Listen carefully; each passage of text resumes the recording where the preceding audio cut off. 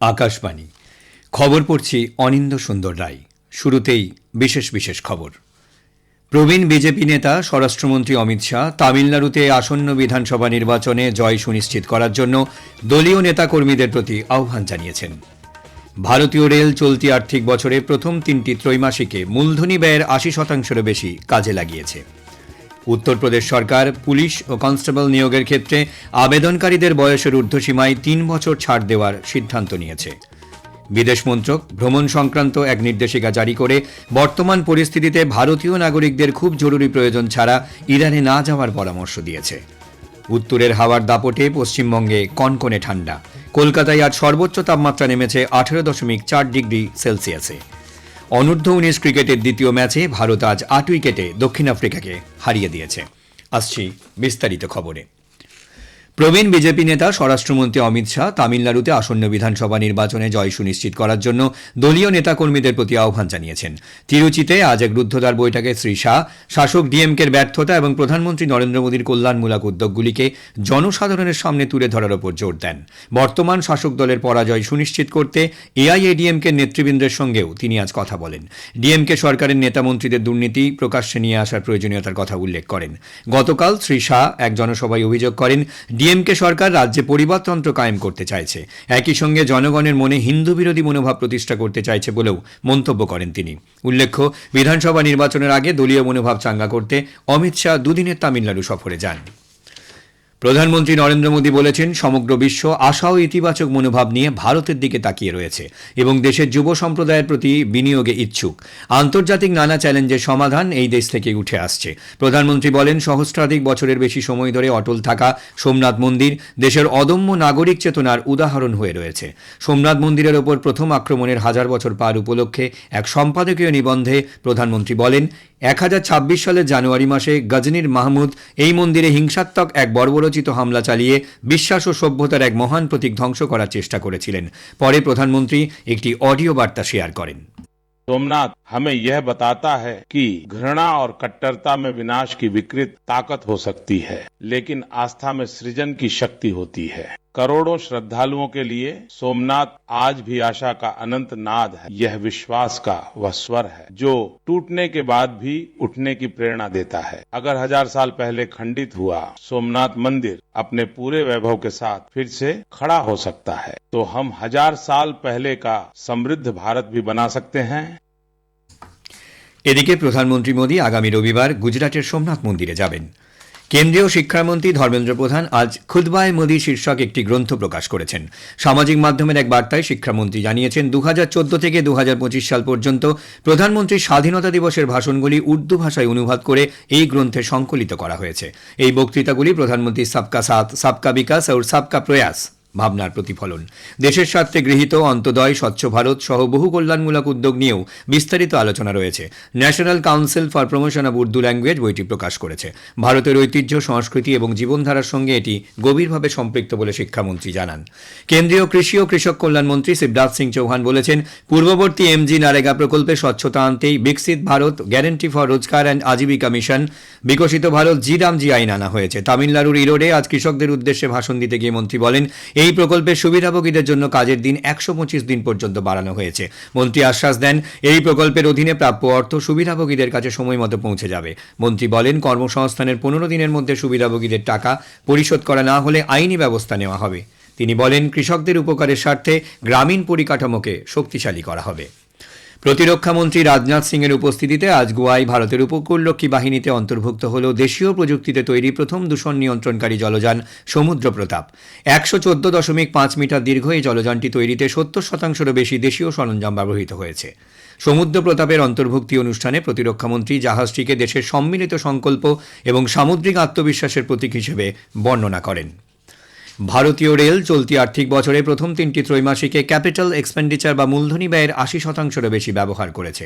Rail মন্ত্রকের পক্ষ থেকে জানানো হয়েছে, 2025-এর ডিসেম্বরের শেষ নাগাদ মোট 2,52,200 কোটি টাকার বাজেট সহায়তার মধ্যে 2,03,138 কোটি টাকা তারা খরচ করেছে। রেলের নিরাপত্তা ব্যবস্থা, পরিকাঠামোর আধুনিকীকরণ, যাত্রী স্বচ্ছন্দ সহ বিভিন্ন ক্ষেত্রে এই অর্থ খরচ করা হয়েছে। এর মধ্যে রয়েছে 164টি বন্দে ভারত, 30টি অমৃত ভারত ট্রেন পরিষেবা, কবচ স্বয়ংক্রিয় রেল পরিষেবা ব্যবস্থার রূপায়ণ এবং ব্রড গেজে ৯৯% রেলপথের বৈদ্যুতিকরণ। উত্তরপ্রদেশ সরকার ওই রাজ্যের পুলিশ ও পিএসসি কনস্টেবল পরীক্ষায় নিয়োগের জন্য সম্প্রতি যে বিজ্ঞপ্তি জারি করা হয়েছে তার আবেদনকারীদের বয়সের ঊর্ধ্বসীমার ক্ষেত্রে ৩ বছর ছাড় দেওয়ার সিদ্ধান্ত নিয়েছে। মুখ্যমন্ত্রী যোগী আদিত্যনাথের নির্দেশিকা অনুসারে ২০২৫ সালে উত্তরপ্রদেশ পুলিশ ও সংশ্লিষ্ট পদের জন্য স্বচ্ছ বয়সসীমায় এককালীন ৩ বছর ছাড়ের এই সিদ্ধান্ত বলে জানা গেছে। উল্লেখ্য ২০২৫-এ সরাসরি এই নিয়োগ প্রক্রিয়ার আওতায় মোট ৩২,৬৬৯টি শূন্য পদ পূরণ করা হবে। এই নিয়োগ প্রক্রিয়ায় সমস্ত পদে আবেদনকারীর ক্ষেত্রেই কার্যকর হবে বয়সসীমায় এই ছাড়।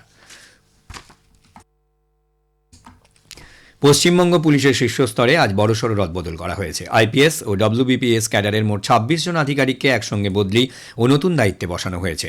স্বরাষ্ট্র দপ্তরের পুলিশ সার্ভিস সেলের জারি করা এক বিজ্ঞপ্তিতে জানানো হয়েছে, মেদিনীপুর রেঞ্জের ডিআইজি অনুপ জয়সওয়ালকে রাজ্য সিআইডির আইজিপি পদে নিয়োগ করা হয়েছে। একই সঙ্গে অরিজিৎ সিনহাকে মেদিনীপুর রেঞ্জের ডিআইজি পদে বহাল রাখা হয়েছে এবং তার উপর জঙ্গলমহল ব্যাটালিয়নের অতিরিক্ত দায়িত্ব দেওয়া হয়েছে। ২০২৫ সাল শুধুমাত্র একটি বছরই ছিল না, এই বছরটি বিশ্বমঞ্চে ভারতের উত্থানের একটি গুরুত্বপূর্ণ সময়কাল ছিল। একটি প্রতিবেদন। অর্থনৈতিক অনিশ্চয়তা, ভূরাজনৈতিক পটভূমি এবং ক্ষমতার সমীকরণ পরিবর্তনের মধ্যেও প্রধানমন্ত্রী নরেন্দ্র মোদী বিশ্বব্যাপী একজন কেন্দ্রীয় ব্যক্তিত্ব হিসেবে আলোচিত হয়েছেন।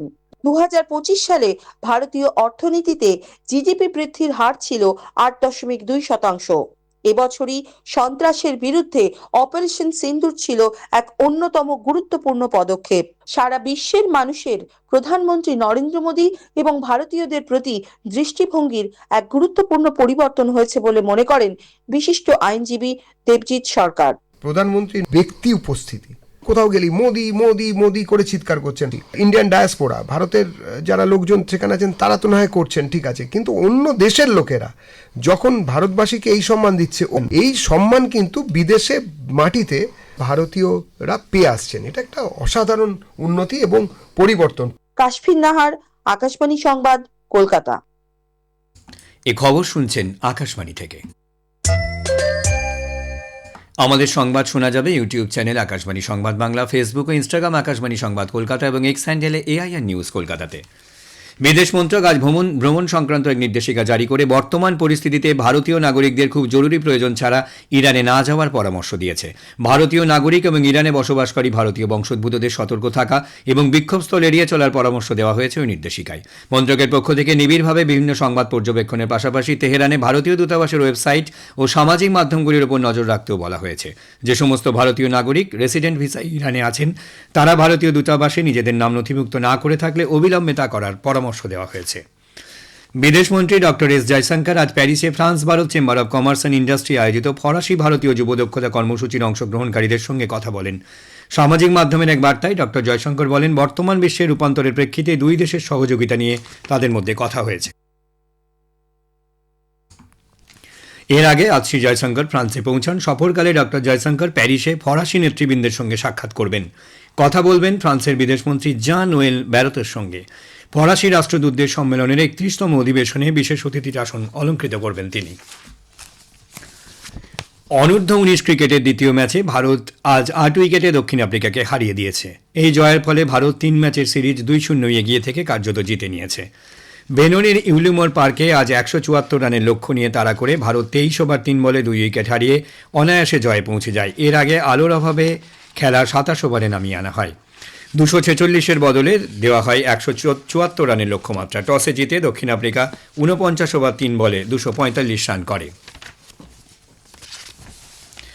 উত্তরের হাওয়ার দাপটে গোটা রাজ্যে কনকনে ঠান্ডা। কলকাতায় আজ দিনের তাপমাত্রার পারদ অনেকটাই নেমেছে।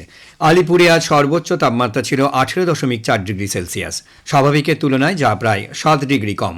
চলতি মরশুমে এ নিয়ে দ্বিতীয়বার সর্বোচ্চ তাপমাত্রা এতটা নিচে নামল। এর আগে গত ২৯শে ডিসেম্বর সর্বোচ্চ তাপমাত্রা রেকর্ড করা হয় ১৮.২ ডিগ্রি সেলসিয়াস, স্বাভাবিকের তুলনায় যা ৭.২ ডিগ্রি কম।